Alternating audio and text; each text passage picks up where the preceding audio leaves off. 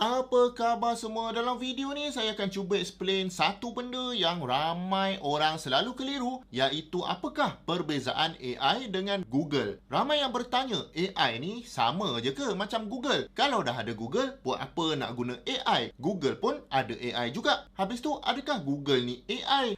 Soalan ni memang valid sebab kita ni hari-hari guna Google Search dan hari-hari juga guna AI. Jadi apa perbezaan dua benda ni sebenarnya? Okey, jom kita tengok. Jadi, cuba anda bayangkan. Katakan anda nak tahu bagaimanakah enjin kereta berfungsi. Kalau anda type benda ni dekat Google, dia akan bagi anda berjuta-juta link. Anda kena pilih sendiri. Klik sana, klik sini, baca artikel. Lepas tu, kena tapis mana fakta yang betul, mana yang tak betul. Tapi kalau anda tanya AI macam ChatGPT, dia terus bagi jawapan macam mana enjin tu berfungsi. Siap diterangkan lagi sejarah enjin dan siap bezakan enjin petrol dengan enjin diesel. Jadi dekat sini anda dah nampak beza yang besar, iaitu Google ni dia membawa anda pergi cari maklumat, manakala AI pula terus bagi maklumat yang telah diolah. Tapi AI ni bukannya tak ada kelemahan tau. Nanti kita tengok. Jadi Google ni dia ibarat perpustakaan gergasi. Anda masuk dalam tu, ada rak yang penuh dengan buku, surat khabar, majalah, tesis dan macam-macam lagi. Tapi anda sendiri kena pilih buku mana nak dibaca. AI pula dia macam librarian dekat situ. Anda pergi tanya dia soalan, terus dia sampaikan isi-isi yang dia tahu dari buku-buku tu dalam bentuk yang ringkas dan mengikut gaya yang anda nak. Jadi sekarang kita masuk ke bahagian teknikal sikit. Google Search dia berfungsi dengan apa yang dipanggil sebagai search index. Dia akan crawl berjuta-juta laman web, simpan data-data ni dalam server, dan bila anda type soalan, dia akan guna ranking system macam PageRank untuk menentukan link mana